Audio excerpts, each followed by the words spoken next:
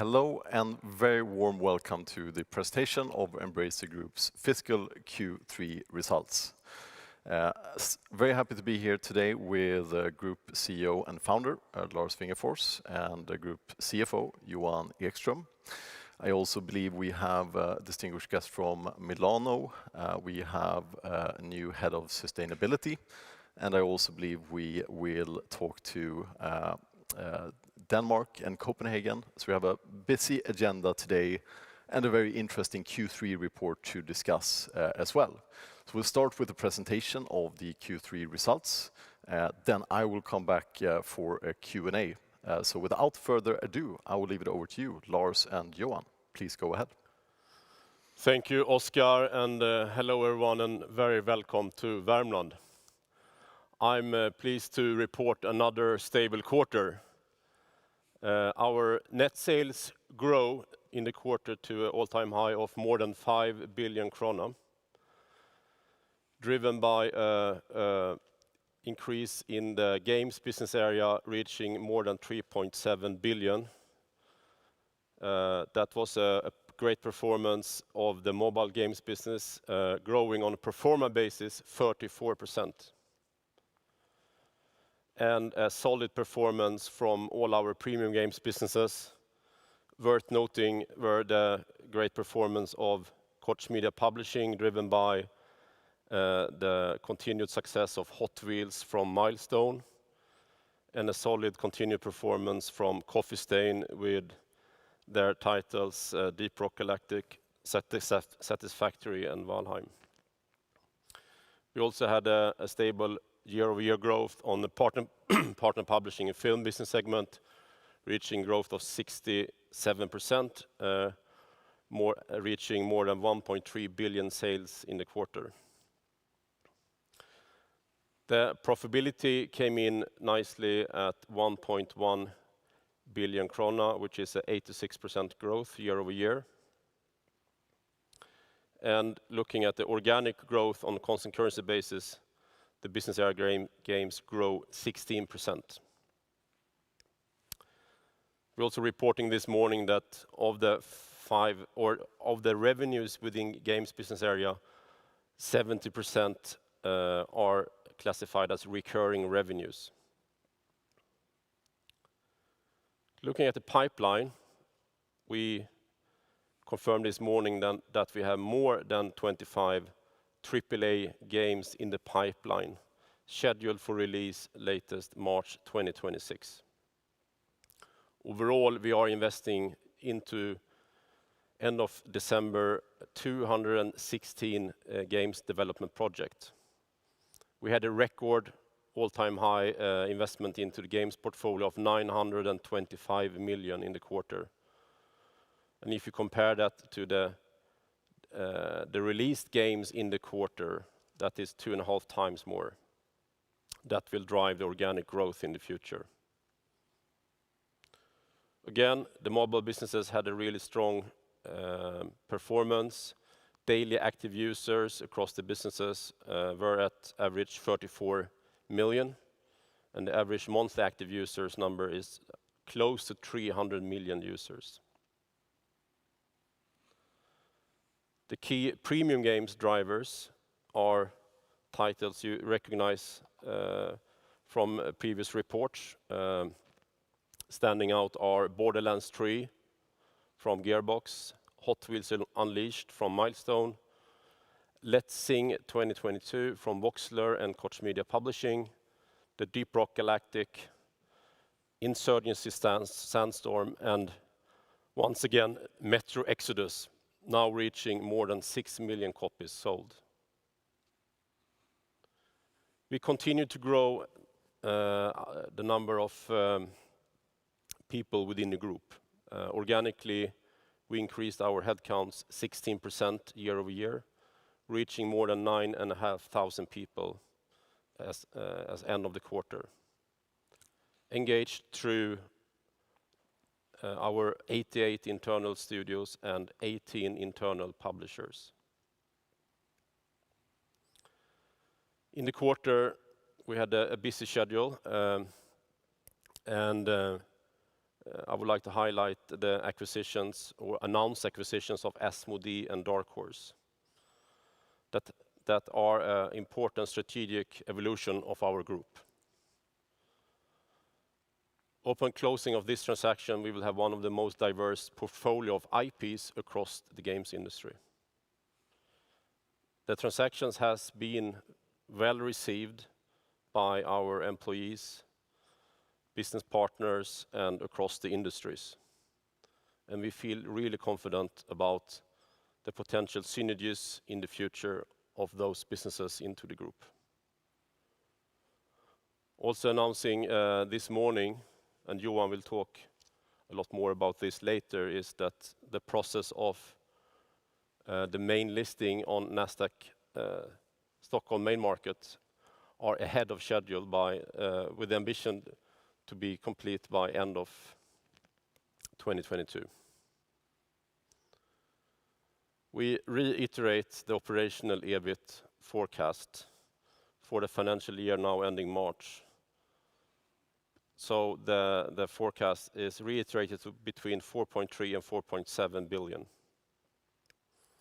Then we also reiterate the previous forecast, and with the addition of the announced acquisitions, we now see that the profitability for the next financial year will be between 9.2 and 11.3 billion, and the year ending March 2024 will be between 10.3 and 13.6 billion krona in profitability during that year. We have a solid outlook to continue our journey on M&A, and post-closing of pending transactions, we estimate to have roughly 6 or 8 billion available in the liquid funds. So before jumping into the operational overview, I would like to recap a little bit about the journey the past 5 years and some key learnings about building this group. One of the critical successes has been to have a long-term mindset, and that really matters. We are on a long journey to build something substantial and sustainable. Out of the 108 entrepreneurs that has joined the group since 2016, 106 remains within the group. Scale matters. I talked a lot about this with the acquisitions of Asmodee and Dark Horse. The larger and more diverse our ecosystem has become, the more it makes sense to join. The synergies, collaborations, and opportunities we offer are unique. The ecosystem has grown from 370 people to more than 12,000 great people since the IPO. I firmly believe that freedom rocks. Letting leading entrepreneurs, creators, and other management make their own decisions is critical for our success. Diversity. To accept and endorse the fact that people are different, and there are many ways to succeed. We are all different, and that is a strength. Culture is important. Endorse and support local company cultures. Show respect for others. Think inclusion rather than exclusion. To create friends and partnerships across the industry is a key element of most of our businesses. Our strategy is to be a business partner to the industries and work together with leading other companies, brands, and platforms. Manage your risks. Diversification is important. We have grown from 1 to 10 operating groups since 2016. No single IP is estimated to generate more than 5% of group revenues. But we should be brave and take more risk in product development. This will pay off over time. And growth. to have fun, enjoy your work. It's fun to grow, and to make more and greater things. Reinvesting the cash flows into the business will enable us to have superior growth.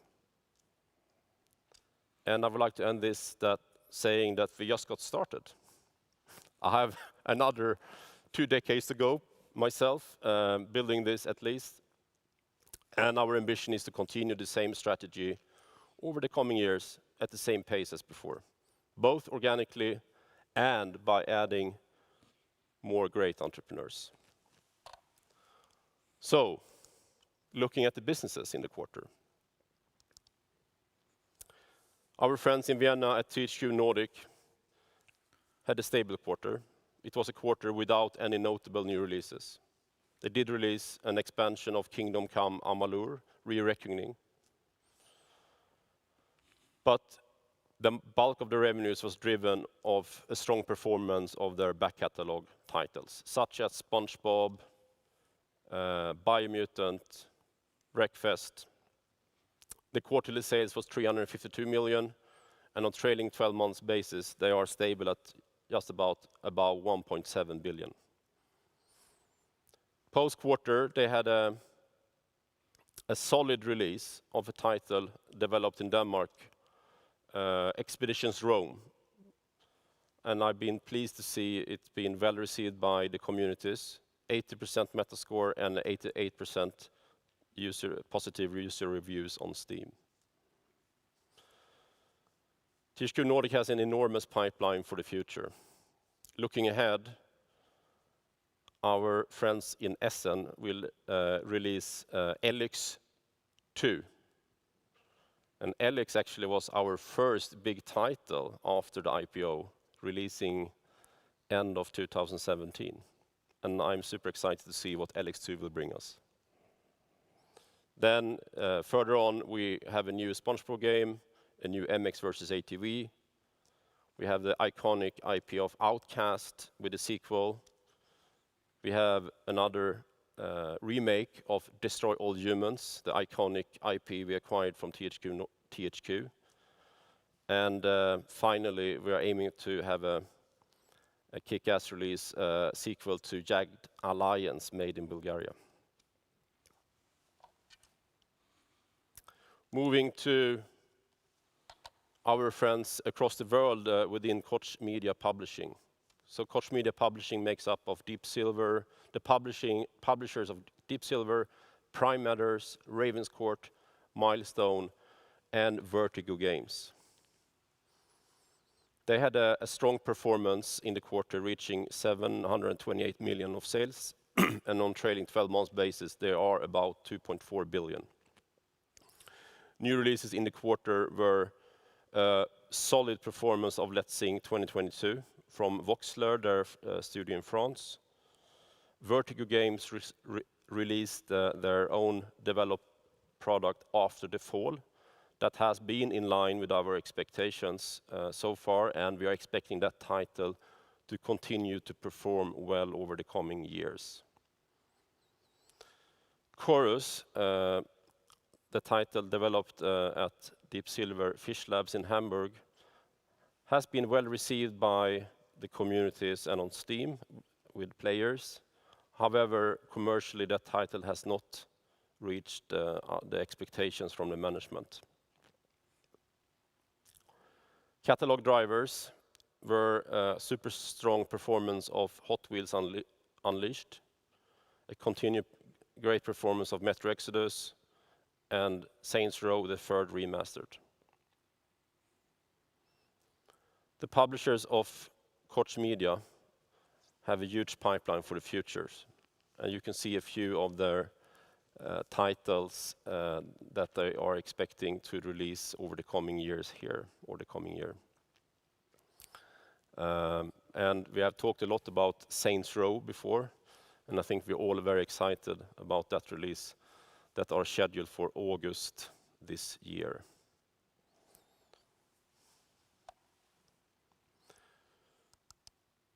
Moving over to Coffee Stain. And we actually have a friend from Denmark online here. Søren. Yeah. Hi, Lars. Can you hear me? Yes, I hear you very well. Welcome to Sweden and this call. Thank you, Lars. So why don't you give us a little bit of update what's happening at Ghost Ship and how does it feel to be part of the group now after half a year of being at Coffee Stain and Embracer? It's been great. We know you very well, or beforehand, and our collaboration with Coffee Stain has just been even better now with the close relationship. And then we've been hard at work at our big release in November for Deep Rock Galactic, our Season 1 Rival Incursion. So we, throughout the years of Deep Rock Galactic, it's been out like 4 years now. We've been doing updates after update, and we were coming to update 35, and we were thinking that's a little bit boring, just call it that. So we decided to rephrase everything and frame it as a season. Build our biggest update since we launched.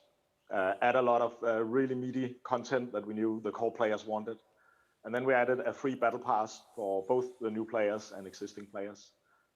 Did everything we could to promote it. And it was a success. We had our best quarter since we started with Ghost Ship, with the Rival Incursion release. Fantastic. And I think all PlayStation players has noticed what happened now in January. Can't you tell us a little bit about that? Yeah, so it was actually the idea with introducing the season and the Battle Pass was also because we knew we were going out on PlayStation Plus in January. And that turned out great. We had an enormous amount of attention in January from the PlayStation Plus crowd. Millions of players flocking in to claim the game and try it out. And we now have a very stable and active player base on PlayStation. And in general now, counting with the Season 1 on Steam, we doubled our active player base. And with the PlayStation launch, that basically doubled it again. So we're in an extremely strong position with Deep Rock Galactic moving forward. And then we just actually released a board game on Kickstarter, which is I love board games. Well. No, that's fantastic to see that board game looked amazing. Yeah, it's I can't wait to see the finished version, but the prototypes have turned out really, really great. Lots of excitement from the fans on that one as well. Nice. I'm super excited about the future with you in the group, and even though we can't disclose this in this call, I know you have some very ambitious plans for the future. So I'm. Yeah, we don't want Deep Rock to be our only thing ever, but right now the success of Deep Rock is kind of overwhelming. So we're a small team still, right? So we take our time. We'll do more for sure. I love your ambition, and please send my best regards to the team. Thank you, Lars. Thank you so much, Søren. Okay, so now been hearing Deep Rock Galactic team talking about the performance.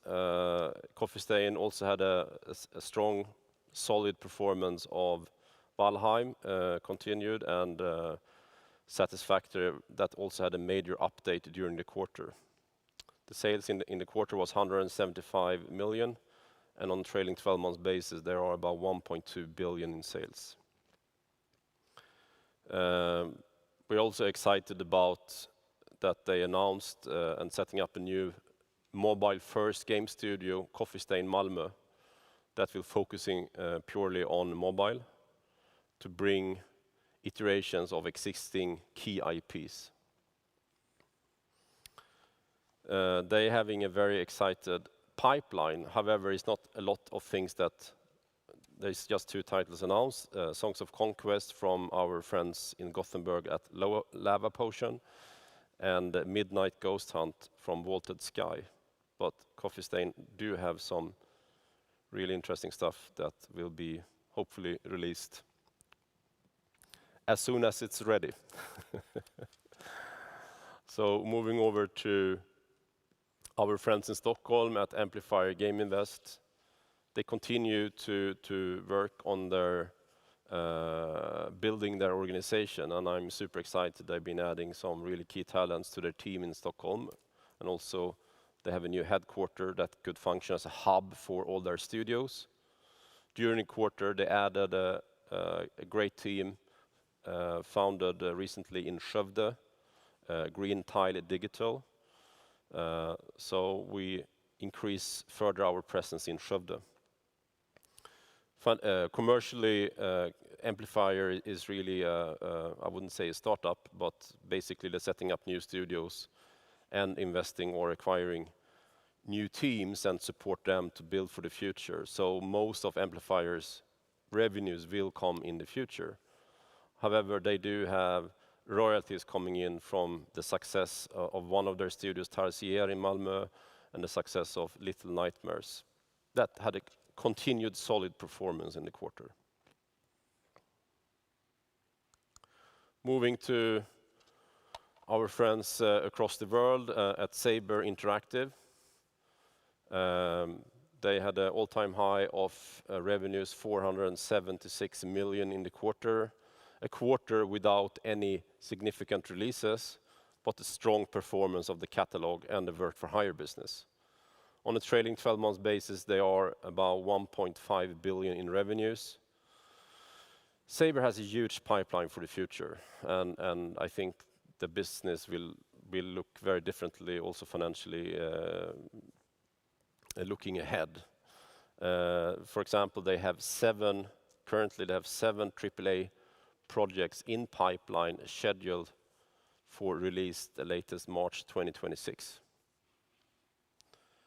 If you look at the selected pipeline of announced titles, they had a very well-received announcement of Warhammer 40,000 Space Marines 2, one of the iconic IPs or titles that previously was made of THQ back in the day. And the communities of that title and that IP is super excited about that announcement. That was announced at the Game Awards in December in LA.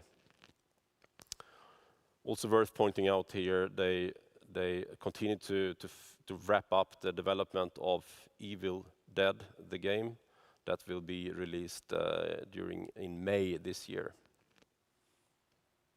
During the quarter, they added two new companies, Shiver Entertainment, based out of Florida, and Digic Pictures, based out of Hungary.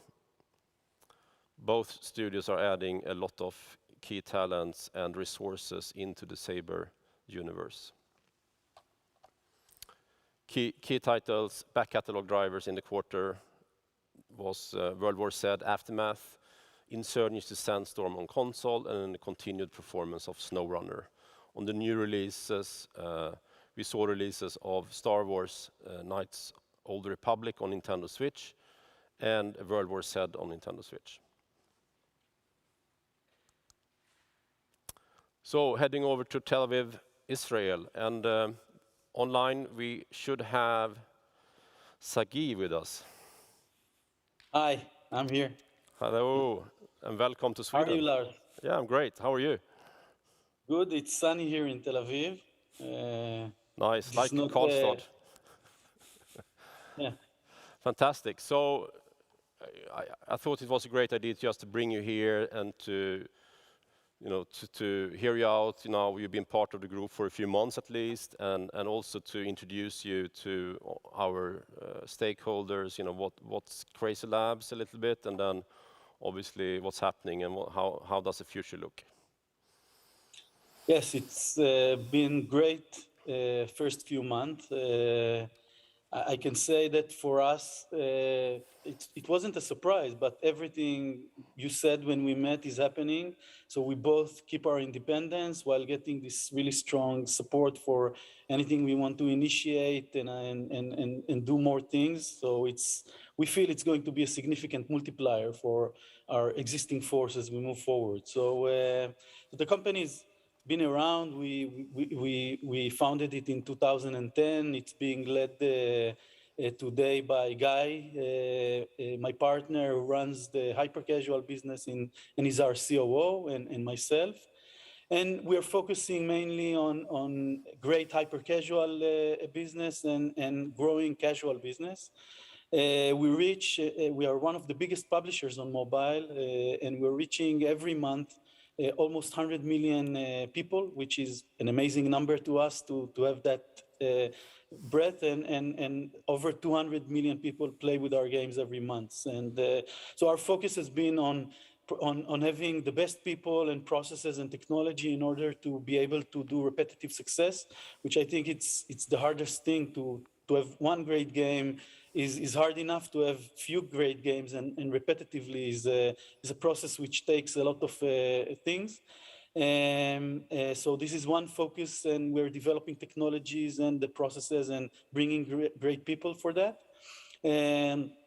And the other thing is around building our casual business. So we have Super Stylist, which is one of the most downloaded fashion games, but we are now in soft launch with two big titles on the puzzle RPG, Once Upon a Match, and the Ladybug bubble shooter, together with a great partner, Zag Animation. So these are things that we greatly expect to see how they evolve. So another great program that we have are the hubs. So we work with game developers that don't even are recognized as game developers. We help them make a life-changing event by teaching them how to create games in different geographies, like in Turkey, in South Africa, in India, in Israel as well. So we have this program now running in 6 countries. We help people become game developers, publish games with us, and then hopefully go into the game industry while also making their life better. So for us, it's something that we are very proud of. And we have significant milestones we reached, and together with Embracer's help, it also rang on the Nasdaq wall in New York City. We reached 5 billion downloads cumulative. That's a fantastic KPI, Sagi. 5 billion downloads. That's quite a few games. Yeah, very, very proud of that. Billion is 5 billion is great. So looking at the quarter actually ending in December, what did you really, what kind of new products did you release, and how was the performance during the quarter? I know you invested heavily into user acquisition. Yes, we invested heavily into user acquisition. December was well. Every December so far has been our best. December was amazing month, but the whole quarter was really great. We saw growth. We released new games on all of the levels, for scale test, for full release. We had Once Upon a Match finishing its soft launch and getting all the right KPIs to go into monetization launch, and also finishing the development of the MVP and being able to soft launch Ladybug. These are game changer titles for us.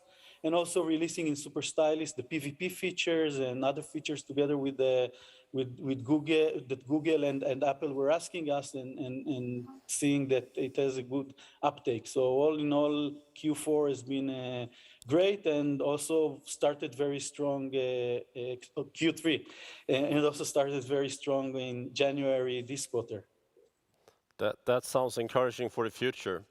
So thank you so much, Sagi. I can't wait to see you soon again, and send my best regards to the team.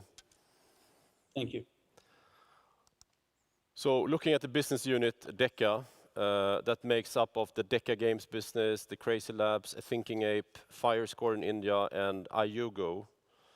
The overall performance in the quarter was an all-time high of 661 million in revenues, and on trailing 12 months basis, they are close to 1.2 billion. Across that group, the daily active users were averaging 20 million, monthly active users of 219 million, and total installs in the quarter was close to 300 million. Moving to our friends in Cyprus at Easybrain, that also had an all-time high quarter with a rock-solid performance of 878 million krona in the quarter.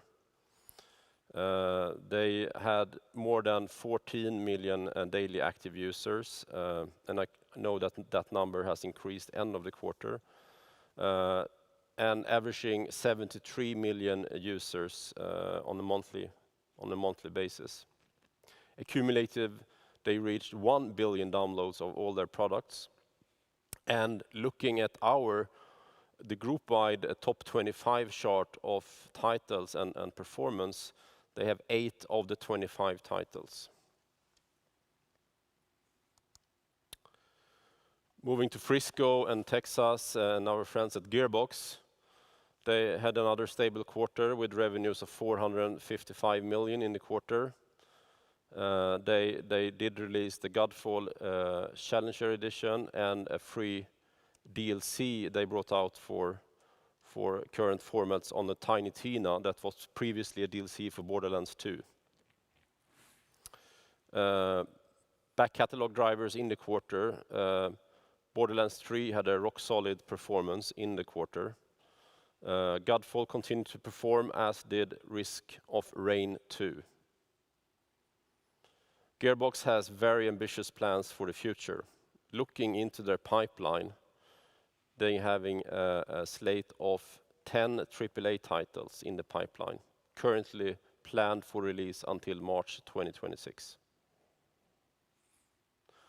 Also, they started the journey as part of the Embracer Group to use the platform for expanding through M&A.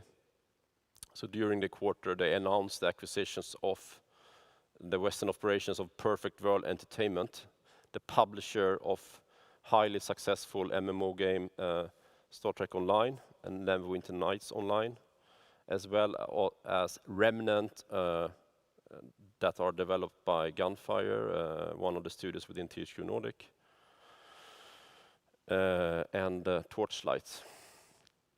Also within Perfect World, they have one studio called Cryptic that is one of the rare handful of Western studios that has experience in launching new MMOs. Looking into the future, again, they have a very busy schedule for the future, and now within a short time period, they will release a Tiny Tina Wonderlands in cooperation with Take-Two. And I think we're all very excited about the early reception from the communities about that title. A little bit later, they will have Homeworld 3, a sequel to the iconic game, and that is one of their own titles and own IPs, but developed with an external team, as well as they having Homeworld mobile under soft launch. And finally, looking at the partner publishing and film business segment, that had an all-time record quarter of having revenues of more than 1.3 billion in the quarter, driven by a few or two notable releases. On a trailing 12 months basis, they are now at 2.7 billion in revenues. Also, the Koch Media film business had a solid quarter, and they also acquired Spot Film Networks during the quarter based in Berlin. Within the business segment, there is also my original business here in Karlstad, game outlet or GOE distribution, that had a really strong performance, driven by a great back catalog business and a number of retro hardware launches across Europe. Also, the team and our friends in Romania at Quantic Labs, one of the leading QA providers in Europe, had a record quarter. And finally, our friends here in Karlstad at Grimfrost also had a solid performance of the Viking merchandise business. So finally, from my side here, just a little bit on the market. So we are in a growing market. I'm happy to see that the 2021 numbers actually had growth, which it was a little bit more than we expected early in the year. The growth, according to Newzoo, was 1.4%.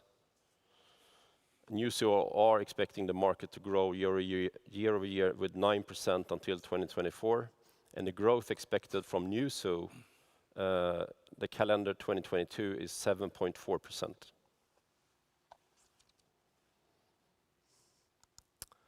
So with that said, I would like to hand over to Johan. Thank you, Lars. So we take a look at the financial performance. And we start with our P&L. So this quarter, net sales surpassed 5 billion SEK, which is up 135% over last year. It's driven by strong performance within business area games, growing with 175%.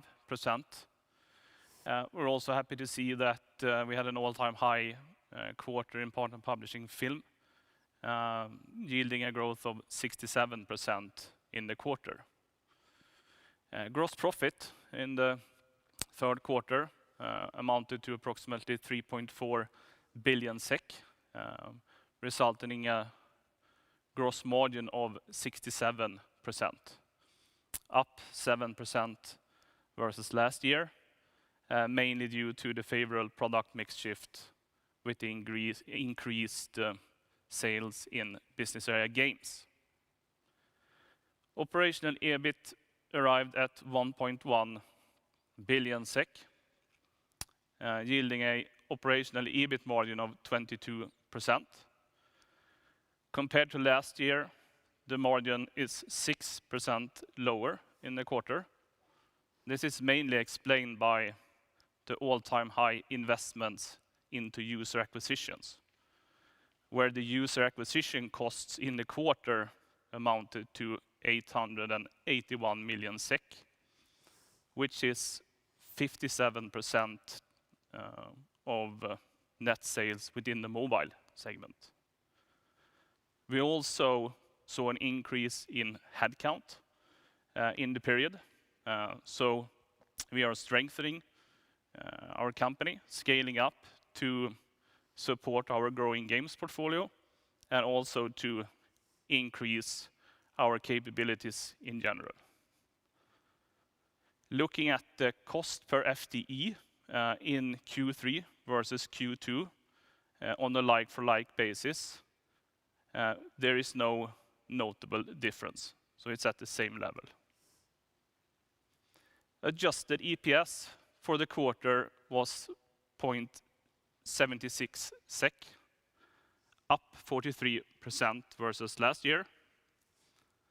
If you adjust for FX gains losses on financial assets and liabilities, and also factor in the discount interest effect on provisions for conditional purchase prices, the growth is 58%.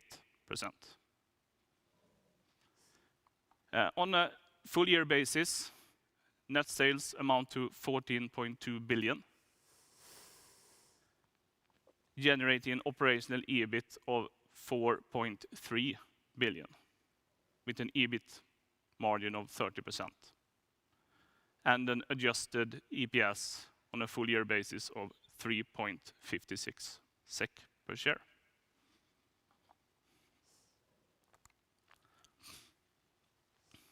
If we take a closer look at the net sales within business area games, we can conclude that the performance of back catalog titles continue to be very strong, reaching 93% in the quarter. We also see that we are maintaining a high share of digital sales in the segment at roughly 90%, more specifically 88% in the quarter. We have a diversified revenue base. If we look at our net sales from April to December, the largest title does not represent more than 5% of sales in business area games. Approximately 70% of our net sales in business area games are recurring. If we compare that with the same period last year, it's a double. It was 35% last year. And this is mainly driven by the solid performance of our mobile games businesses, as well as a continued strong performance within premium live ops and ongoing games.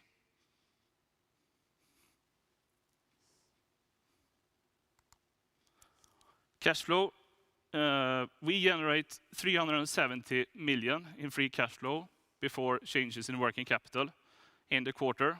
This is driven by our EBITDA reaching close to 1.5 billion in the quarter. We have a increase in working capital in the quarter, 390 million. This is related to our partner publishing film business area due to increased trade receivables as a result of the higher sales. Looking ahead, in this current quarter, we expect to see a positive contribution from changes in working capital. We also had a positive inflow of approximately 6.1 billion from financing activities. This is driven by the share issue that was conducted in December, and also to a smaller extent, increased utilization of credit facilities in Koch Media.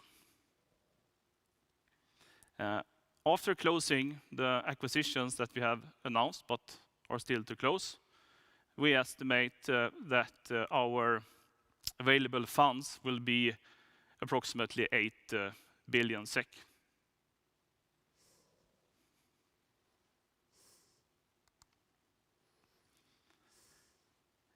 The total capital expenditures in the quarter was more than 1 billion.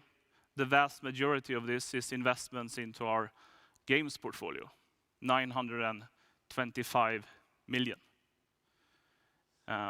This is an increase of 77% versus last year. The majority, approximately 600 million of this, is invested through our internal studios, and the remaining 329 is invested with external studios that we are working with.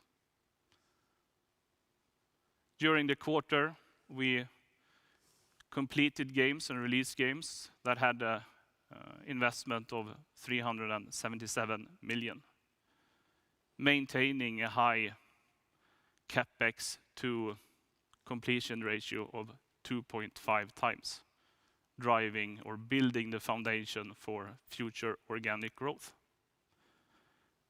Looking at the business-related KPIs, we see the effects of the investments.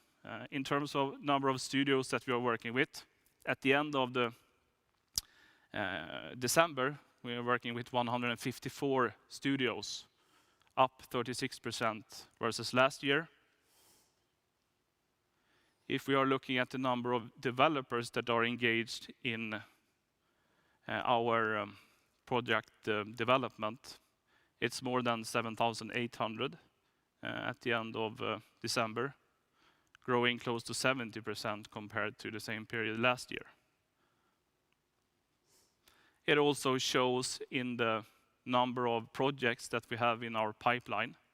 So at the end of the year, we had 216 projects under development, a growth of 44% versus the year before.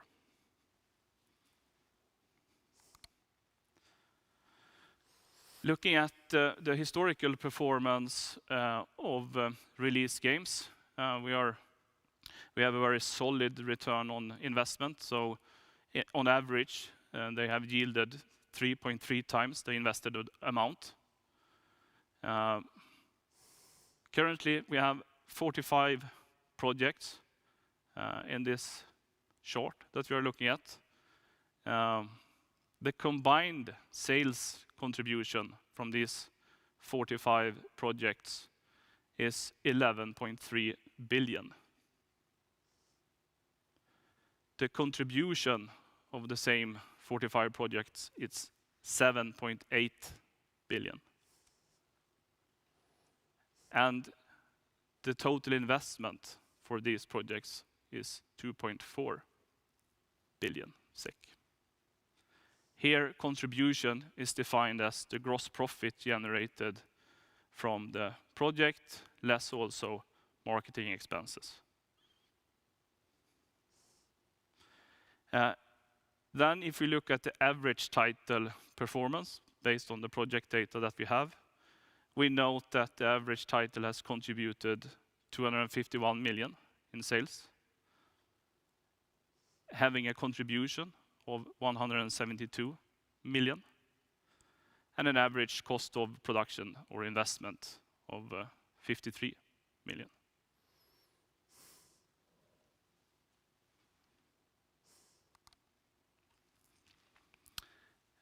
We have, during the quarter, looked into our financial leverage policy, and the board of directors maintains a prudent financial leverage policy, where we are reiterating the existing financial leverage target. And that is that leverage can temporarily be allowed to exceed 1x our net debt to operational EBIT. And operational EBIT in this sense is defined as management's pro forma expectations for the coming 12 months. If we exceed 1x net debt to operational EBIT, we should return to below 1x over the medium term.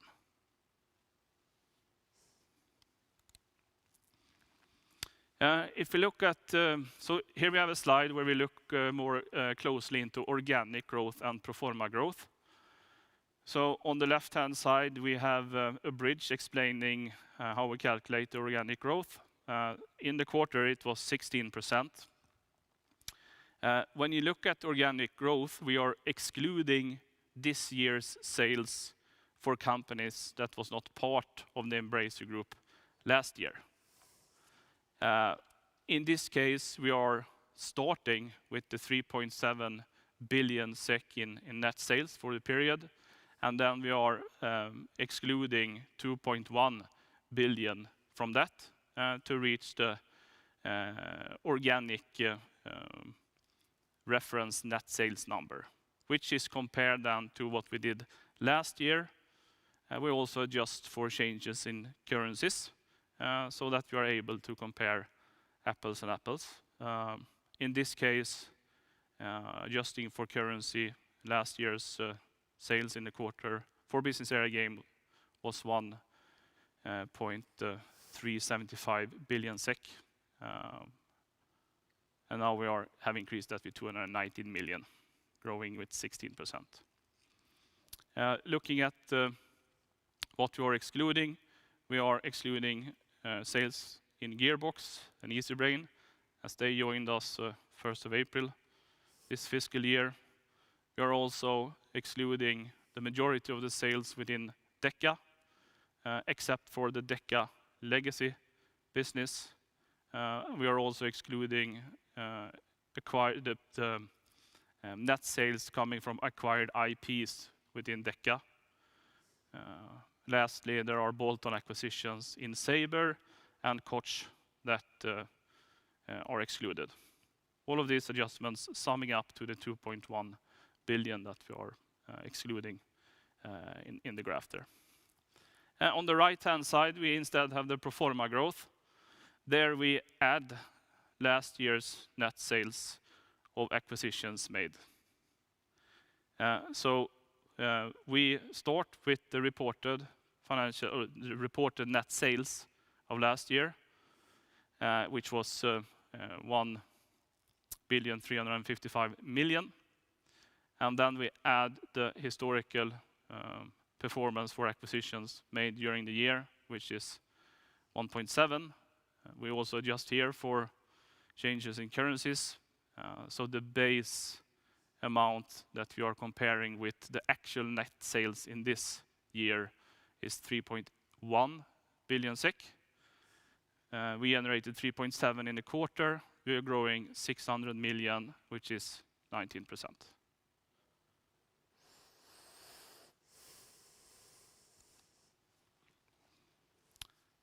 Thank you, Johan. Thank you, Lars. Should we welcome up our new colleague on stage? Yes, please, Abba, our new head of sustainability.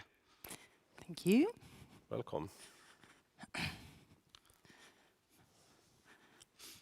Okay, 3 on stage, that's good. Thank you very much, Lars and Johan. Pleasure having you at the team. Yeah, thank you.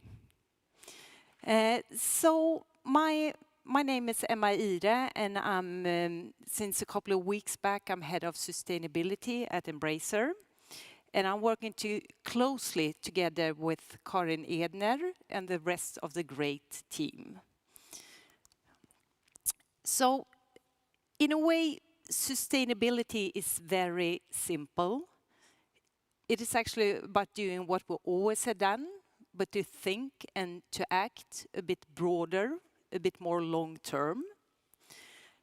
It is about creating value to stakeholders like our customers, investors, employees, and local community.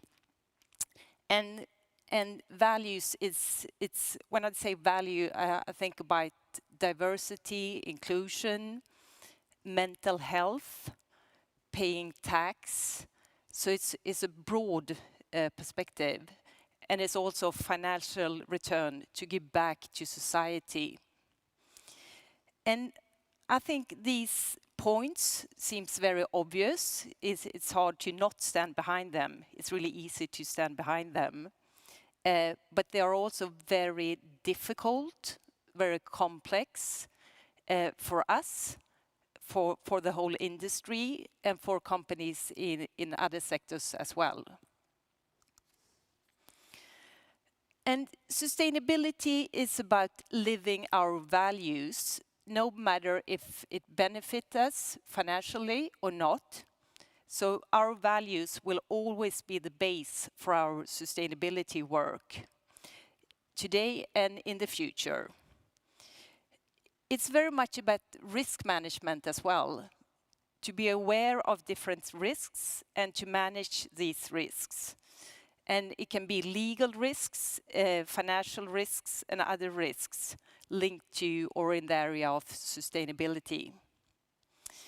And it's also about developing our business to do good for people and the planet, to earn money and to do good at the same time.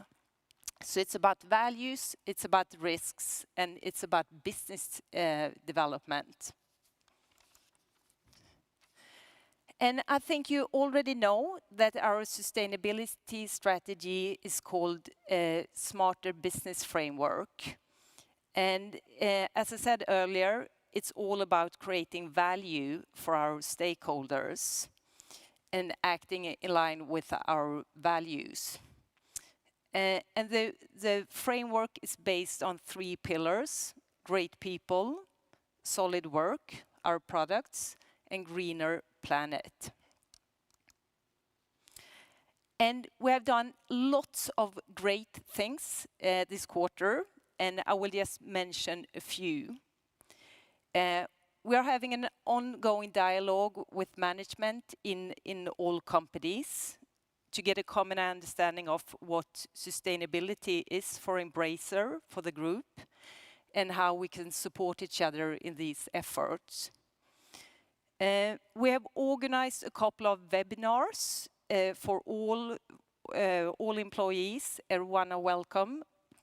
And that's a way to raise awareness within the group and to learn from each other. And there have been different topics like well-being, accessibility, women in the gaming industry. And as well, we have become a member of Global Compact, the world's largest initiative for sustainability in the business sector. So that's just a few things what we have done this quarter. And I think that was my time in the limelight for now. Thank you so much, Emma, and I can't wait to hear more what will happen in the future within the sustainability segment. Thank you. And you're welcome on stage again. Thank you. Thank you.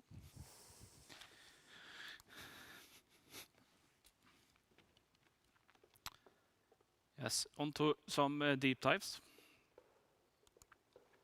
We start with the change of listing venue that Lars mentioned in the beginning. So the project for changing listing venue is progressing ahead of our original time plan. We now have the ambition to be ready for listing at the regulated Nasdaq Stockholm main market by the end of this year, provided that certain milestones are reached according to plan. We think it's also worth noting that this is a large project. It is involving 10 operative groups pending the closing of Asmodee and Dark Horse. 300 legal entities in 50 jurisdictions. Currently, the project team involves 22 people at the parent company, including internal resources and external advisors, mainly within finance and the legal area. At peak, we estimate that the project will involve more than 100 people, including internal resources as well as external resources. We are doing this in a very structured way. We have 7 different work streams where we are moving ahead. The different work streams are highlighted below in the chart. There is action plan that we are following. It includes 140 activities. There are 53 milestones planned, and the majority of these milestones are scheduled for completion this year from the current quarter we are in and up until the calendar Q4.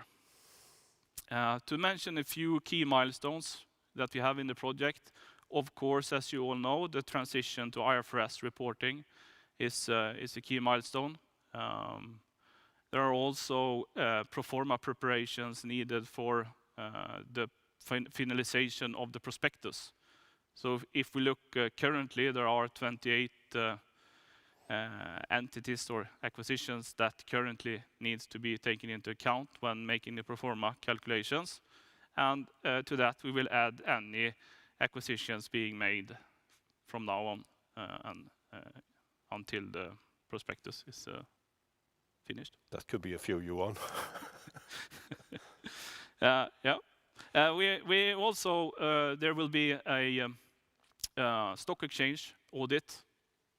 We need to formalize the documentation and monitoring of internal control activities, including IT.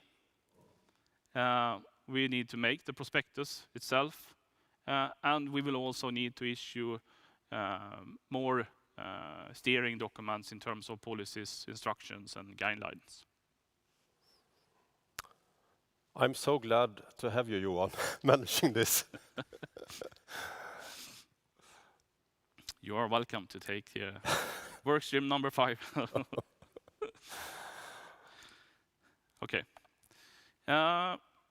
If you look at so this quarter, we have also added M&A data into the quarterly report, the KPIs, where we look at the accumulated development within M&A. We can here see that at the end of this fiscal year, we have done in total 71 transactions, 7 operative groups and 64 non-operative groups. Looking at this, we can clearly see that we are delivering on the M&A part as part of our growth strategy. It's also interesting to see that we see increased M&A activity as there are new operative groups joining. And I think also important to highlight is that When you have part of considerations in shares, it's a way of creating common interests. Looking at the maximum considerations and the split between cash and shares at year-end, it's approximately 50-50. We have out of the 71 deals that we have made since the IPO, 40 has been part of Embracer for more than 1 year. We think it's then worthwhile to do an evaluation, much like we did in mid-September last year. We have 2 different categories. The first one is operative units or standalone companies. That's 14. And then we have the development studios. That's 26. If we start to look at operative units and the standalone companies, the aggregated day one enterprise value was 4.5 billion, and the likely earn-out related to this is 6 billion. If we look at the operational EBIT that these companies had together at the time of acquisition, it amounts to 1.4 billion. If you then look today at the same companies, excluding any bolt-on acquisitions made, the same companies has an operational EBIT of 2.1 billion, which is 700 million more, or 52%. It's also worth noting when doing this comparison that we have no AAA releases released in the calendar year 2021. New releases, yeah. Yes. Another interesting data point is the amount of capabilities that these companies add to the whole ecosystem. At time of acquisition, there were 2,360 people engaged in these companies. Today, the same companies are engaging 3,310 people, which is 40% more. If we look to the studios, the day one enterprise value for the 26 deals was 3.2 billion. The likely earn-out 1.2 billion. For studios, there are different studios in terms of maturity. You need to look at it on an individual basis to be able to evaluate the performance from a financial perspective. But what can be said is that there are financial benefits from adding a studio as well, of course. But this will be seen in CapEx savings if there is an ongoing games development project, or royalty savings, and they will be built up more over time. Of course, very interesting also here to see what kind of development capabilities they are adding. So at the time of acquisition, there were 1,350 people engaged in these 26 studios. We are very happy to see that they are able to scale their business, adding talent. So at the end of December, the same companies had 1,750 people engaged, which is 30% more. And also it's interesting to see that, or worth highlighting a couple of examples where studios have exceeded our financial expectations. We have Experiment 101, Biomutant, Warhorse, Kingdom Come Deliverance, Bugbear with Wreckfest, Gunfire with Remnant, and WI with Insurgency Sandstorm, Foray with Metro. The overall conclusion for these 40 is that they have either met or exceeded management's expectations. And there is one exception that we mentioned in September.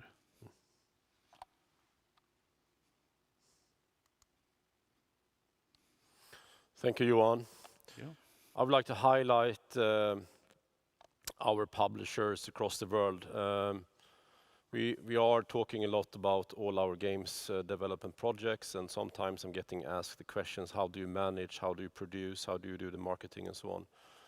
And we have fantastic talented colleagues more than 700 of them that works with all these projects and games, both the upcoming games as well as the current games across the world. And across the group, we have 18 publishers that are having their different niches and platforms, everything from PC console to VR to movies to different style of live ops and mobile, and now recently MMO. And the team sizes of those teams ranging from roughly 10 up to more than 100. And on this slide, you could see example of titles that these publishing teams are bringing out. So this is hopefully answering, because sometimes people are asking how could you manage 216 games from Karlstad, and that is not how this is operated. So this is the answer to that question. And obviously now having more than 25 AAA games in the pipeline on top of all other games and all the live operated games, I think this is an absolute key for our success to have these teams.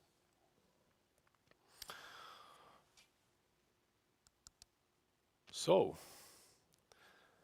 2.5 years ago, I had the honor to welcome a fantastic company in Italy called Milestone, and I would like to follow up on that acquisition. And today we have the entrepreneur, Luisa. Welcome on stage, Luisa. Thank you, Lars.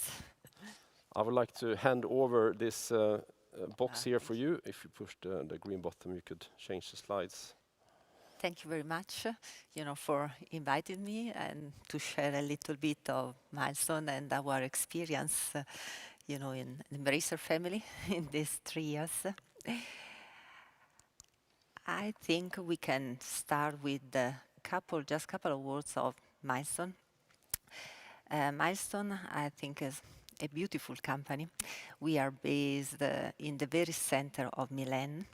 We are around 260 people, working both on development and publishing inside the company. Milestone has an history. This year in October, we celebrate our 25th anniversary birthday. We had a very big party, and it's been fantastic, after the pandemic. And in our history, we always worked in racing area, both simulation or arcade, but that's what we normally do. Milestone is a multi-product title. We normally work on 4-5 titles at the same time. And to do this, we have a lot of focus on process in our company, on planning, and control or what we plan and what we realize. And I think thanks to this organization, this year during the pandemic, so starting from MotoGP 19, we have been able to release 7 titles with no 1 day of delay. And that's something we are proud, and we really work a lot for this. Going on about a couple of words about our structures. Majority of the company is dedicated to development and R&D. For us, R&D department is the area where we have the most senior developers, and they work on the technology, on the future technology that will be in our games in 1 to 3 years from now. About 85 of the companies dev and technology. Then we have around 10% is publishing and 5% is IT, administration, finance, and general service. That's our numbers. I even would like to take, the privilege to be here to tell that I think Milestone have a beautiful teams. I think we have very talented people. Our style in the company is very open. We share strategy, we share goal, we share results. And I think I'm very lucky because I have a first line and the second line that are really able to manage the structure. So we really work together with a lot of respect for everybody in the company, and we like a lot what we do. Hot Wheels, Yeah. one of the reasons to be here. Hot Wheels has been a success for us. Consider that the very first day of the launch, the 30th of September, with our revenue, we covered the development, marketing, and production cost. So in the very second day, we were in a profit area. But Hot Wheels is not just financial. Hot Wheels has been a beautiful adventure for Milestone in terms of 50 million and more views. So that means visibility, partnership, relation with first parties, great relation with Mattel. And, it has been, we learn a lot inside the company producing Hot Wheels because it was something different from our core title that normally is simulation. About Hot Wheels, I think Hot Wheels is even an important story of synergy inside Embracer, inside Koch. Hot Wheels was something different from what we normally do. And we worked very close with all Koch central and territory. That means that we decided to work together since the beginning, since the project, the pitch, the design. We speak a lot to have advice and to share experience. We work a lot with Koch where we feel weaker. For example, they work a lot with us in the art direction, in different areas of the development, and then we work very close in distribution, in marketing, in the local marketing, in partnership. So I think that the success of Hot Wheels is Milestone, but it's Koch Embracer as well. Really happy to hear that, Luisa. No, yes, we are. I think it's absolutely true as important and important. Okay, some results. As you can see, Milestone started to grow year after year several years ago, even before the acquisition. But I can say that after the acquisition, we started to grow more. If we look at the number, our net sales were 299 million in July 19 through 380 and 586 million, this year. If we look at EBIT, operational EBIT, from 98 to 270 this year. And the cash flow improved as well from 75 million to 244. Some impressive numbers, Lisa. Well done. Thank you very much. Thank you very much. And even with my management, we were asking what's happened in these 3 years that push us so much. For sure, some good luck of Lars and Embracer and Milestone, but for sure that's not enough. I think that on one side, as Milestone, we took the correct strategic decision. We work very very hard. But I think that being the group has been very important, very important. At many levels, I make you a couple of examples. When in 19 arrived the pandemic, from one day to another, from a company of close to 300 people, we always work inside Milestone, and one day after, we were always at home. It was a shock for me, for many of my team, but was not panic because we were not alone. We were in a family. We spoke with the other studios, we spoke with Clemens, we spoke with Lars, and so we could manage, okay? But it's not just this. I think being in the group, even be with the autonomy that we have, but it's very important with our licensor. Mattel is more happy to sign with Milestone in Embracer that alone. It's important at level of platform holder. We receive, more attention, more contact. And, and what I saw during these 3 years is that there are even many not formal synergies. For example, my head of technical team, very often when I ask him about Unreal 5, future technology and so on, he tell me, yes, I spoke with Saber about this, I spoke with Gear about this, so there are even some, channel or communication that are not formal, but are growing the experience of all the studios.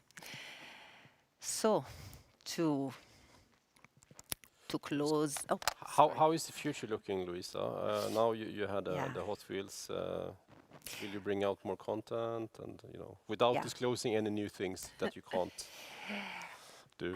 I think I'm very positive for our future. I'm very positive because on one side with Hot Wheels we did a step forward. We are looking at the future from a higher perspective. So what I see for Milestone, for our future in a concrete way, for sure we will proceed with our annual license, with our simulation. That's where we think we are very good, and it's our experience, very important. But beside this, we want to grow up in the other side, more mass market side. So Hot Wheels is not finished. We have a lot of DLC that will stay with us, and we will release for all the 22. But we are already working on the future. In the future, and on more than one opportunity. So I think there is absolutely the space to grow up more, and I think Milestone is solid, much more solid than 3 years ago, and we can do. I'm amazed by this development, and thank you so much for coming here. So I think with that said, you are welcome on stage here, and also Emma, and I think Oscar will have a few questions. Thank you very much. Will we sit there? Yeah.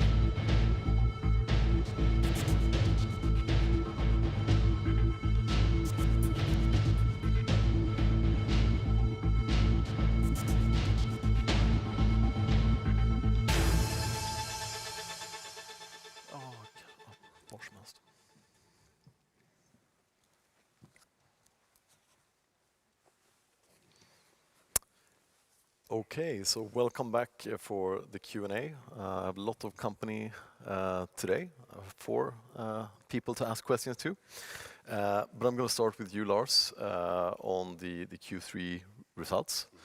And I think the theme here, obviously, very, very strong top-line development, continued investments into the business, both on the mobile gaming side and on the PC console side. And I guess the lead times are a little bit shorter on the mobile side. So what are your first impressions sort of on mobile for 2021 here? No, they have delivered over my expectations at time of acquisitions. Easy Brain is just killing it, and they really are an amazing group of very talented people, data-driven, and they built a factory of creating repetitive successes in their genres and being the leading category leader in the world. It's a very strong concept. And they are also, delivering, the financials, and as a company, I know they are very well respected with Johan's team and so on, very structured. So Crazy Labs, it's now we have the first quarter, and I'm super pleased to see the numbers. At the time of acquisitions, we made a business plan with them that had a lot of ambition and growth. Happy to see that they are delivering on that. They're having a lot of ambitions for the future. Coming to the point, it's shorter lead times. Yes, on hyper casual there is, and perhaps you can argue also for Easybrain than the normal premium games. But on the casual mobile side, to develop new titles takes a long time. Could take many years. And then you have a long period of time in soft launch. So that is quite similar to premium games in terms of investment and development time. And I saw actually, I think it was from App Annie or Sensor Tower, that Embrace Group was actually the third or fourth highest ranked company on downloads in 2021. I'm not going to ask you about that, but I am going to ask you about the dynamics in mobile gaming in Q3, in your Q3. There's been a lot of discussions about IDFA. You obviously have an ad-based revenue model.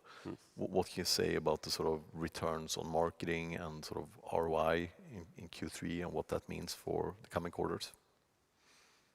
No, obviously the teams, they saw ROI, and that's why they have invested so aggressively into user acquisitions that will continue to drive the performance going forward. I think 57% investments of net sales is a sizable number.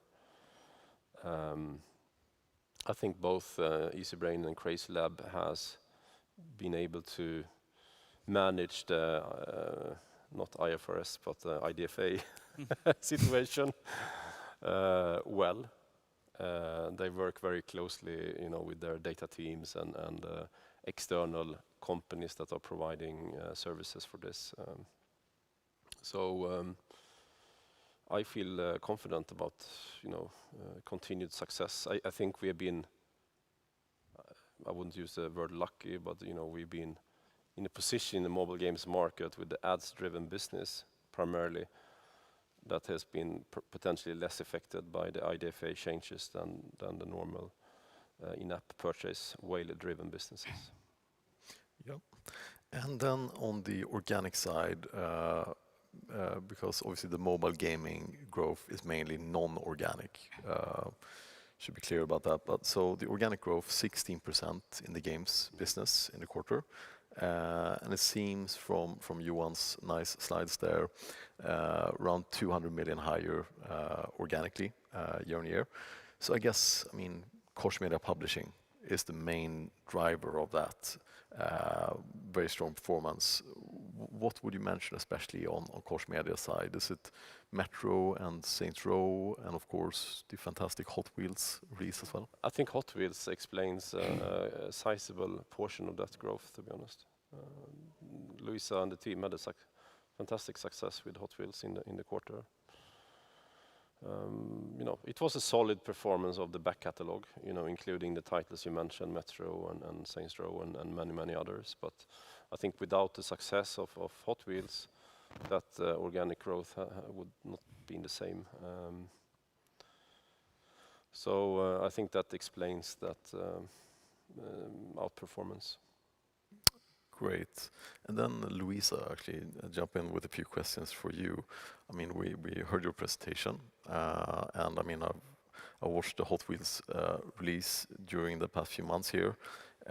Over 1 million units since the 30th of September. I think you were nominated as one of the top 5 racing games at the Game Awards. So congratulations, and what has been the reaction from your team and Milestone as such? From our team, we're all very happy for sure. I think that, Hot Wheels has been released in September after difficult periods, so for us has been incredibly important. But even more than this, we, the team understood that we can do something different because, it's very simple to stay in the comfort zone. We produce MotoGP for many years. I think every year is a little bit better, but Hot Wheels was a big challenge, something different. We succeed, and that's make the company grow up. That's for sure. We're all very happy. Yeah. And I mean, as you mentioned, I mean, Hot Wheels is a bit different to the rest of your portfolio. So what do you see ahead for Milestone? I mean, in the coming years, will you try to do more sort of new things, and without revealing anything secret here? For sure. Yes, I think Milestone can grow up in both the area because, for us, the simulation is important, and I see very good space of growth in simulation. We work on MotoGP, we work on SBK, that is a license we just signed last year, and the first title will be this year in July. We work on Cross, where we will announce new project, increasing that side of the market that is very popular both in Europe and US, so the market is big. So I see a very good space of growth in this area, and a very good space of growth in the arcade area. That's the area that we touch with Hot Wheels, but there are many other possible licensing that can be interpreted with racing or something similar to racing, title with bigger license or more mass market license. That sounds really exciting. And then just a final question for you for now. I mean, you mentioned synergies and Koch Media and so on.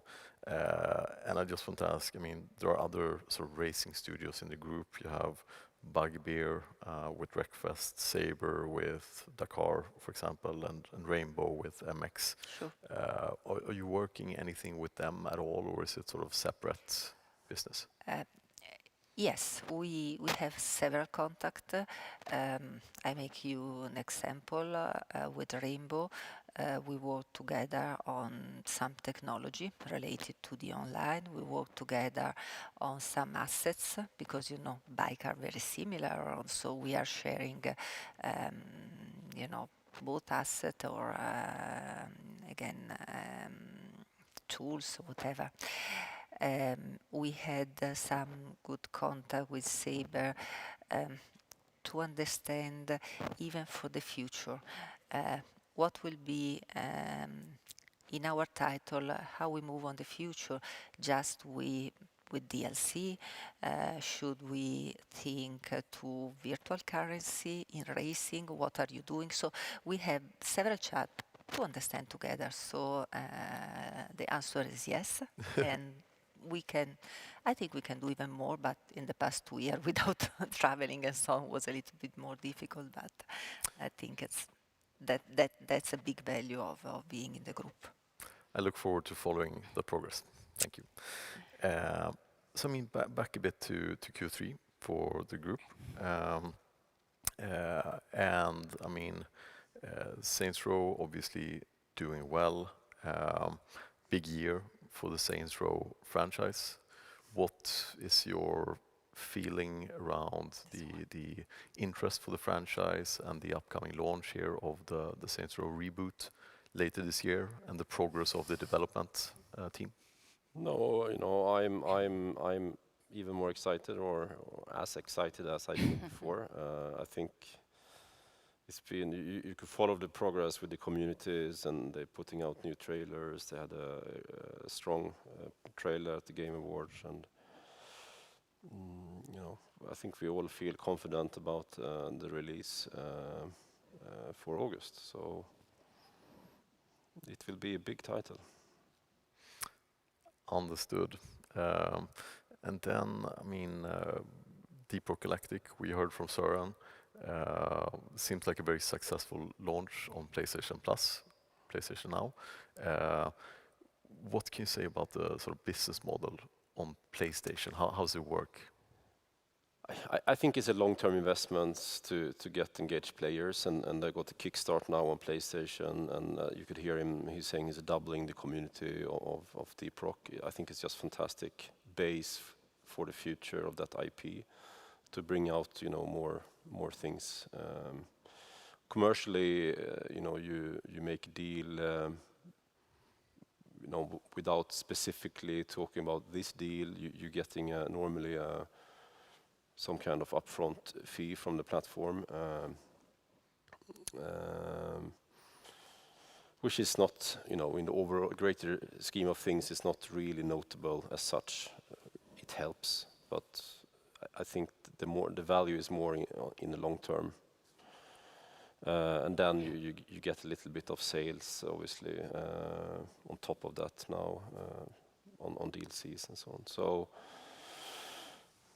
I think they're off to another solid quarter.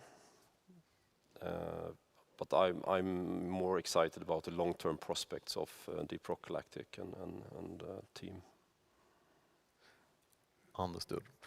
Then jumping into some questions from the audience, from the web here as well. We'll start with a question from Jesper Berg-Jensen from SEB, asking about the mobile gaming segments, noting a strong performance.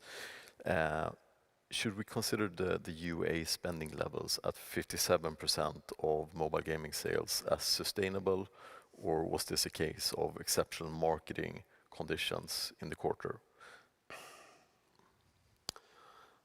Well, it's a hard, you know, they are tracking this on daily and weekly basis, you know, how they invest. My message to them is to invest as much as they can into the future, as they see, you know, profitable return of investment, and not to maximize the short-term profits.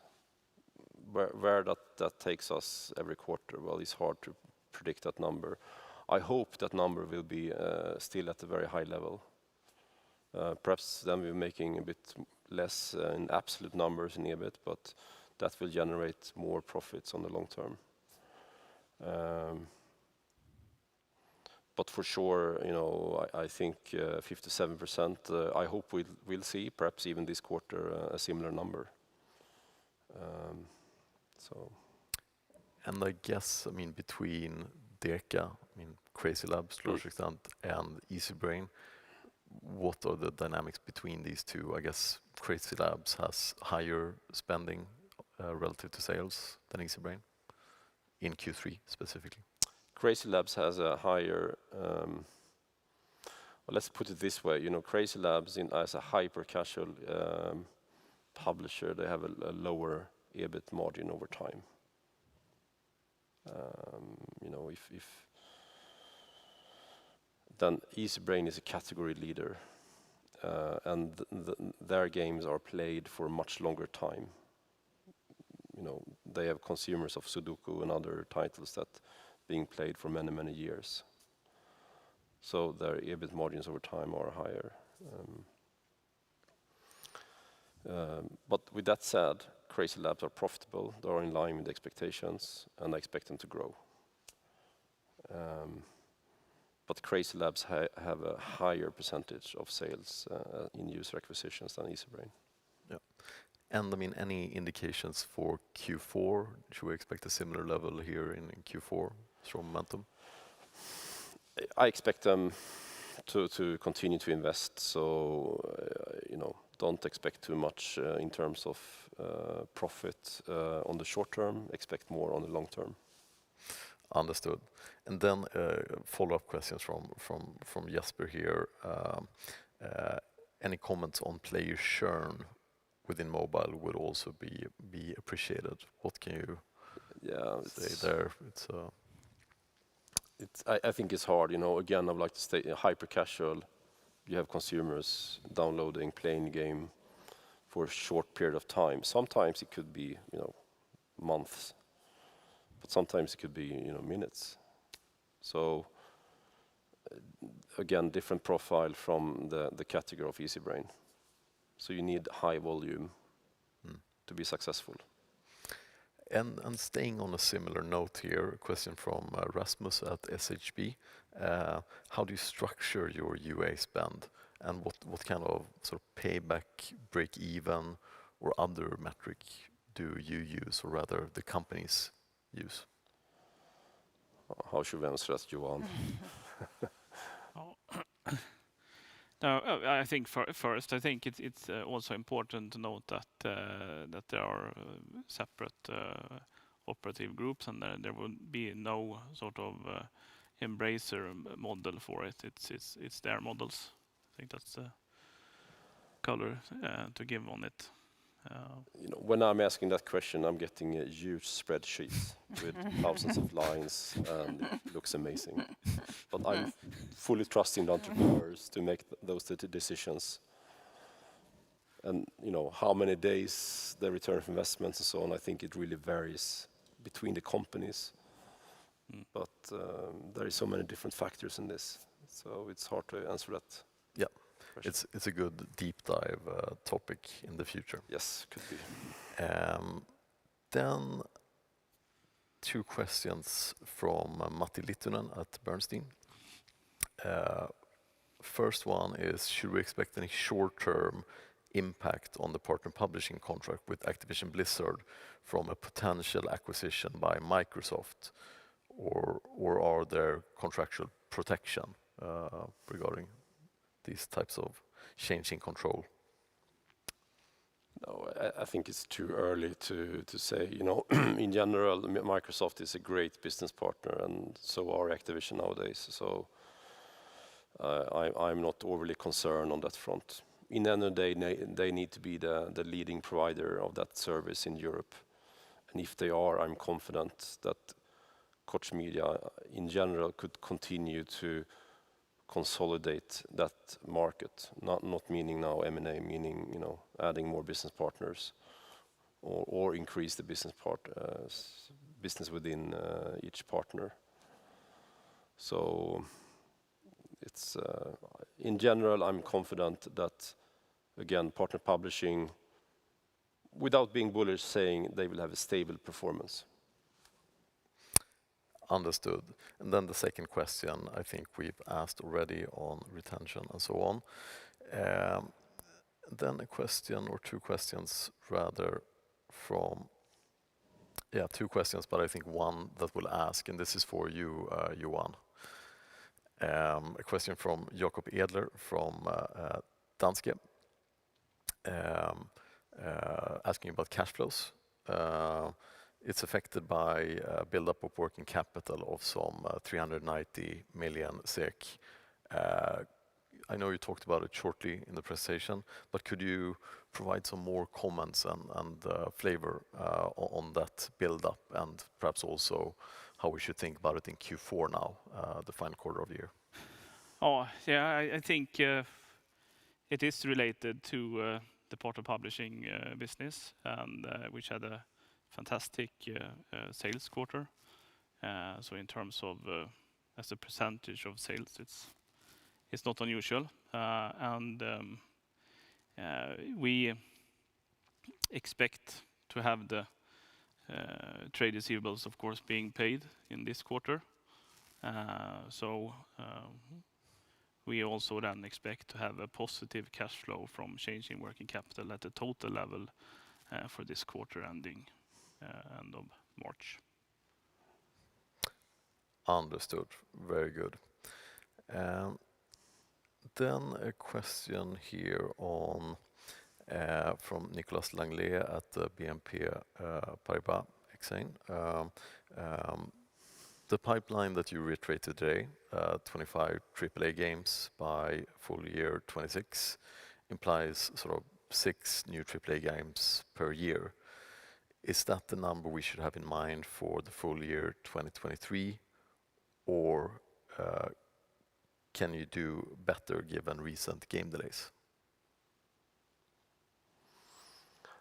I think overall there is more titles in the end of that 4 years period, even though there is, looking at the 2 years period, there is a good number of things coming out, you know, in the financial forecasted period. But there is even more things coming out in the 2 years that we have not financially forecasted, and that gives me confidence that we will have a continued nice growth in profitability and in the business the years thereafter, the forecasted period. We haven't disclosed color on you know, specifically on this year or next year how many titles there is.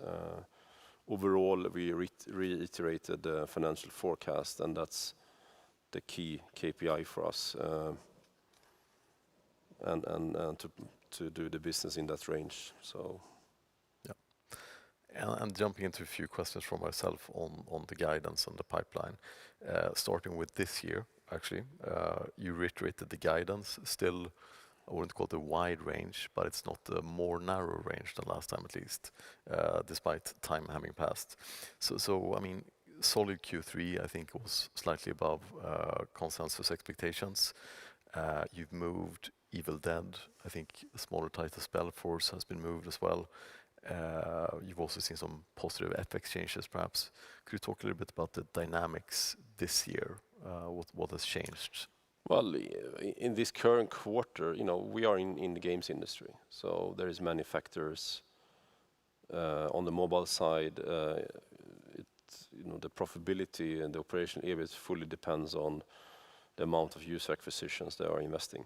If they don't see return of investment and invest less, we make more money on the short term, but less on the long term. On the premium games business, you know, if you have big titles that are coming out that will be successful, you will be, you know, that could be a nice windfall of profit coming through the P&L. And it's really hard to estimate this before the release. Just look at the Hot Wheels. That performance heavily exceeded our expectations, and you know, it makes a huge difference if you sell, you know, another 1 million units of copies. It's just coming through the P&L immediately. So with that said, and to add further complexity to this, we now have more titles with partners, such as Gearbox with the Tiny Tina Wonderlands with Take-Two. So obviously that potential royalty windfall will depend on the performance of that title, and they have like a week in the quarter. And there is other factors. So that's why we're having still, you call it wide range, but a range, because there is many factors which we don't know today. But we feel confident to deliver in that range.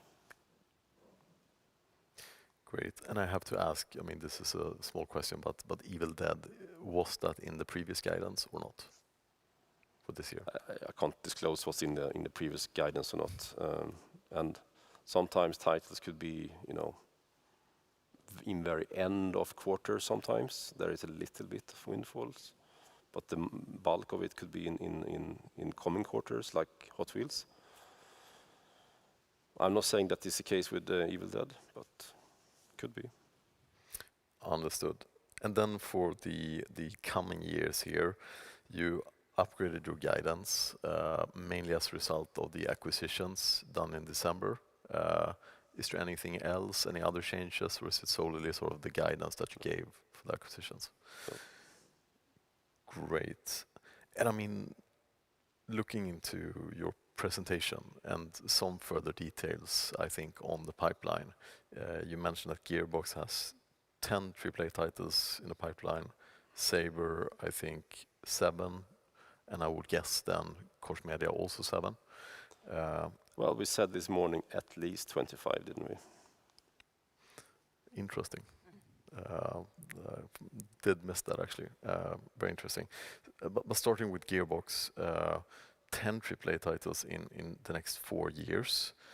could you shed some details on sort of what, how many are internally developed and how many are internally published, respectively? I think it's an important question. I know it's important, and I love to have Randy here one day with his team to to give a deep dive into the Gearbox business.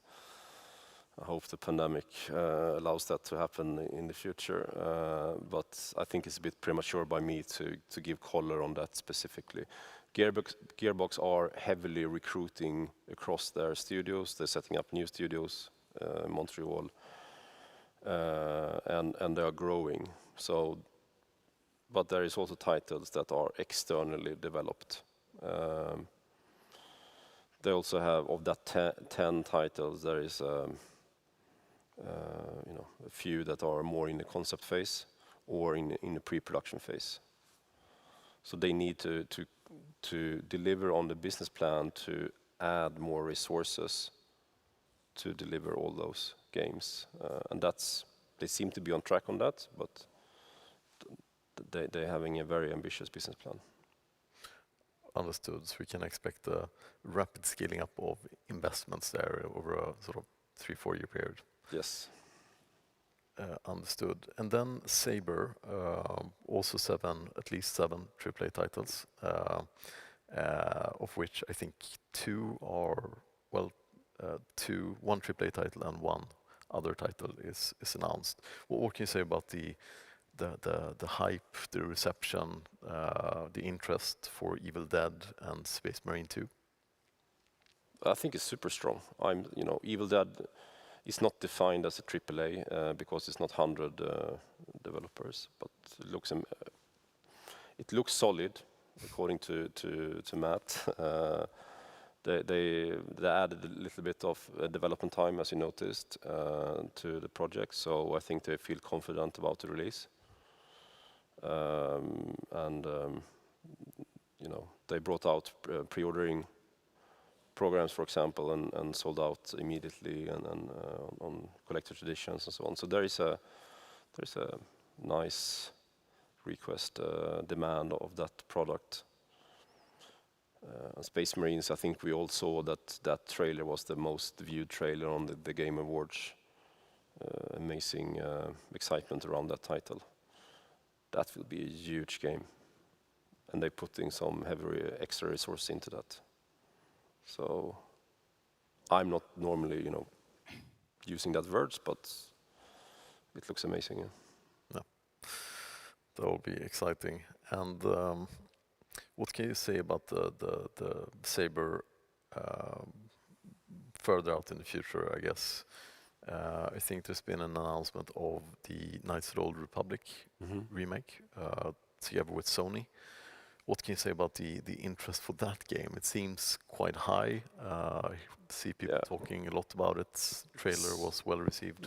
I could argue it's the most iconic Star Wars games ever made. And there is a lot of Star Wars games made. And I feel super confident. Obviously, this is not news to us because it was part of the business plan and acquisition of Aspyr. But they're putting a lot of resources into development, and I think there is a lot of excitement around it.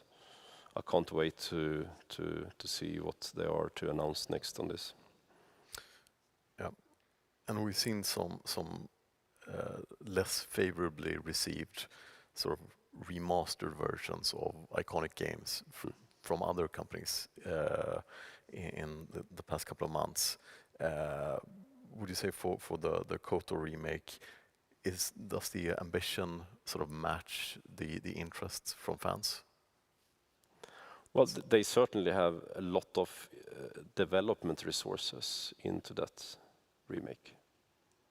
And it's a remake, so it's not a remaster. It's a huge difference. So they're building the game up from scratch again. So I would preferably having them talking about the specifics of that, but we feel confident that they are able to deliver. Yep. And Koch Media Publishing finally, I mean, that's the third sort of big AAA entity, I would say, in the group. Probably 7 or so AAA titles in development. Obviously know Koch Media very well or known them for a longer time. So perhaps you can talk more about that. What can you say about the own licensed IP sort of mix there and own publishing? What was the mix in that pipeline? No, it's just very sensible to give a lot of color more than I already given Oscar on that. I need to have the publishers talking about, you know, and developers about the future products that is not announced. I'm excited to look at, you know, the progress that the developing teams are making of these titles they have in pipeline. So we talked about Saints Row. There is more things that looks good, and perhaps being more from an underdog position is sometimes also nice on titles. And I mean, we've seen a lot of buzz, or at least some buzz recently for Dead Island 2. People have sort of written off the project, not knowing if it's still alive, but it very clearly is. And I at least expect the release this financial year, next financial year, I should say. So, I mean, is that reasonable? What can we expect from the title? It's been in development for probably 10 years or so. Yeah, again, I can't talk about Dead Island 2 because it's not announced as such from the publisher. But we have just talked about we have one unannounced AAA title that you think is Dead Island 2. So it's hard for me to comment further on that. But I'm excited about unannounced titles. Great. I'm excited you're excited. So going back to some questions from the web here. Question here regarding a comment from EA. And this is, I would say, related to your sort of transmedia entertainment pivot with the Asmodee and Dark Horse acquisitions. The CEO of EA said that traditionally the scripted entertainment elements in our industry have not been big revenue drivers in and of themselves, but where they had been of high quality, they've lifted overall engagement of those franchises more deeply. What's your viewpoint on this, and what do you expect transmedia to add to Embracer in the longer term? Well, you can look at things a bit differently or similarly. I could say that gaming in general are the most profitable area of entertainment. So that's true. So if you do gaming well, you have the highest margins. But at the same time, to monetize things through gaming, you need to have strong, you know, IPs and build communities. And doing transmedia project, meaning potentially a Netflix show, or really could drive a lot of interest into a gaming product. So it's a fantastic tool of monetization. So it goes hand in hand. I wouldn't define it as marketing, but because our philosophy is to add leading teams, creators, and great entrepreneurs in ancient areas around gaming, and those businesses are profitable on its own. Look at Dark Horse, for example. They're having a very nice, profitable business on comics and publishing. You know, that's how I look at things. Okay, Dark Horse will perhaps not have the same profit margins as Coffee Stain, but it's still a nice cash flow generative growing business with an amazing library of IPs that has huge potentials across the group. And just talking about the excitement, for example, around Dark Horse, it's amazing how people are excited across the group, and I can't wait to have this transaction, going. Again, Asmodee, as we talked 2.5 hours around it, time of acquisition. So hopefully most stakeholders understand that business. But again, that is on a standalone basis a very profitable, growing, nice business with the leading market position. And actually, the margins in board games, they own board games they have is very similar to video games.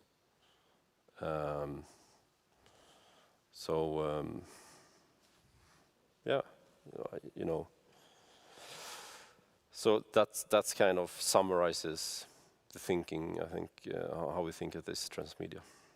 Yeah. And on that topic, I have a few questions here from regarding Asmodee. First one from me, what's the latest on the acquisition and the sort of consultation approvals needed in France and so on? Should we expect sort of 1st of April as a base case? Well, that's the assumption in the operational EBIT.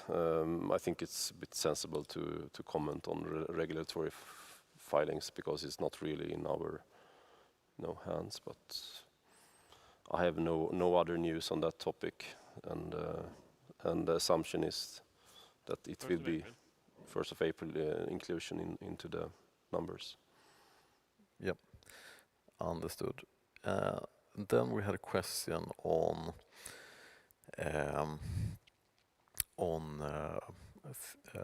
Asmodee on the fiscal Q4. What the momentum is like in Asmodee, if you can say something about that. It might be sensitive, but what can you say about the progress in fiscal Q3 and at the start of Q4? I think we share details how a typical Asmodee year looks like, how the revenues are split between the quarters in the communication of Asmodee.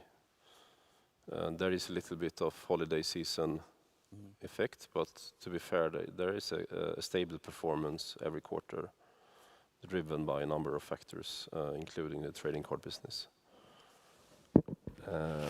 How their business right now looks, I think it's premature by me to comment. I think we need to wait until they are included into the group.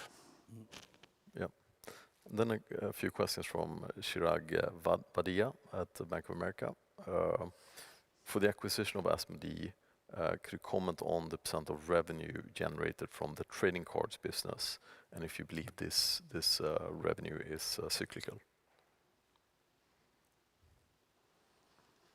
I think we gave a little bit of color on the profitability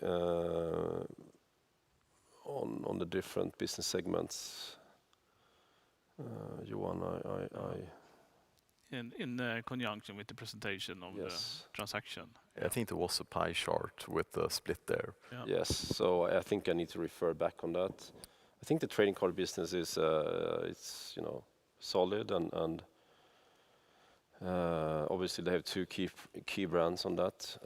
It's a little bit lower profitability, but a very stable business. But the absolute majority of their business are their board games business and their own IPs.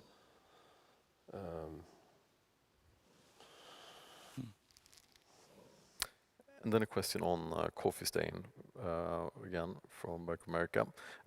For Coffee Stain, could you comment on the focus on mobile publishing and development now that you have formed a new studio in Malmö, Sweden? No, I think previously obviously they had Goat Simulator on mobile, which had a fairly, I think most players actually have played that game on mobile rather than on consoles or PC historically. So there is a huge community or demand on mobile, proven on that IP. I think there is tons of potential of their other IPs on mobile, but it's early days. But I think I'm certain about. I've seen a little bit of their ambitions for the future, and mobile is definitely part of it. Understood. And then, before going into some questions on M&A, we have a question here from Martin Arnell at DNB Markets. Why is the project of list change to Stockholm main list happening sooner than you previously expected? What's changed? I think the time plan that we had communicated earlier was June 23 at the latest. So obviously we are now further into the project, and we are progressing ahead of schedule that we set out in the beginning. So we think that it's the right move to increase the ambition in the project and aim for being ready at the end of this year. Yep. And another question for you, Johan, from me. IFRS expected now from the 1st of April. I've asked you before, but I mean, could you sort of reiterate the largest changes in your sort of P&L? Anything that has sort of changed, anything that you've discovered? No, so we are continuing with the project. It's moving along well. There are no sort of news that we have encountered that we didn't knew about earlier in the project. The main differences will of course then be related to amortizations of goodwill. You will have the IFRS 16 with the leasing accounting. But looking at our operational EBIT, we still have the expectation that will be on the same levels that we have currently. So no material changes. Segment reporting. Segment, yeah. So that will excite you, Oscar. Yeah, I guess so. Yeah, that's a nice one. More segments. Great, thanks, Johan.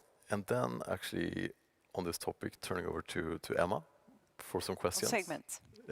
Exactly. Reporting. Looking forward to this. Yeah, thanks. So I mean, you just started as the Embracer Group head of sustainability. I think you've been at the job for 3 or 4 weeks. So I mean, first of all, why did you decide to leave a quite attractive job as a well-respected law firm for the gaming industry? Could you talk a little bit about your inspiration and sort of drivers behind that decision? Yeah, I think that's a very good question. I ended up in the studio. And I don't have a background from the sector, and I'm not a well-known gamer. But I met with the chairwoman, Kiki Valje-Lund, and with Johan and Lars, and talked about Embracer, about the sector. And I realized at once I realized they had really strong and good values, and that's really important for me. But as well, they brought up that this is difficult and there are huge risks in the industry, of course for Embracer, but for the whole sector, and that they wanted to be part of the solution. But it's really complex, it's really difficult, and that's to be part of a team that want to manage these kind of risks and do something about it together with the rest of the industry. I think that's an opportunity you can't miss. So that's why I left the law firm. Great. And 3 weeks at the job, what are your sort of main impressions so far? That I was right. They wouldn't just good, marketing people. It's really great people working for Embracer Group. The people I met so far, and as well, I really liked the decentralized business model, because we at parent company. We focus on policies, compliance, risk, coordinating everything. We do the boring stuff, and then the actual work happen in the companies. They have the great initiative in the area of sustainability, diversity, mental health, content in games, accessibility to games. So our role is more to facilitate this cooperation within the group. And I think that's really, good way of working. Perfect. Thank you very much, Emma. And I'm sure we'll come back to some more in-depth questions when you've been at your job for a few weeks longer at least. When I get into my 4th week. Exactly. Thanks. Exactly. Thank you. So we do have quite a few more questions. So I think we have at least a few more minutes, perhaps. And some questions from Benjamin May at Berenberg. Question number 1 is, to clarify, does the uplift in operational EBIT achieved in the 14 standalone acquired companies include the benefits gained from the 26 studios acquired and the resulting royalty and other cost savings? I guess that's a question for you, Johan, with Lars perhaps supporting. Again, I think to paraphrase the question, and you showed in the presentation the operational EBIT for the 14 standalone companies. Yep. And in that number, is it also benefits, sort of royalty savings and so on, from the studio acquisitions that you didn't disclose numbers for? So no. So it's we have looked at. We know that some of the standalone companies, operative units, have made bolt-on acquisitions on their own, and that has been excluded in the calculation. But there is no additions from the studios from the 26 companies into the 14 companies in that calculation. No. Okay, great. And then a question on user acquisition costs, which I think we've discussed. Great. And then I think we have a question on M&A as well, if I can find it. Yeah. So a question from Neil Campling at Mirabaud Securities. Is it more difficult to find valuable IP and acquisition targets because of the wave of M&A in the industry? Does this make prices more unattractive? And how critical is further M&A to achieve long-term plans? No. We are focusing on adding great entrepreneurs and finding companies we could scale and then organically build. That's the key focus. So we don't see any change in that. We have more ongoing dialogues, processes, ongoing due diligence process, ongoing than we have available resources in terms of manpower, I would say. In terms of transformative, meaning financially $1 billion or big transactions, well, there is not as many transactions, but there is still a few out there that are run by great entrepreneurs. Whether any of them will be part of Embracer remains to be seen. Our principle is always to be fair and to pay a fair price. It's not only about the day one, it's about the mixture of how much equity, meaning how much stake do they take in Embracer and being aligned with everyone else. And especially how long-term are they in terms of the earn-out structure. I want especially, such entrepreneurs to be aligned with everyone. So I think for those discussions, unless they have, financial owners that just caring about cash and day one, if they owned by the operators and founders, that is the question,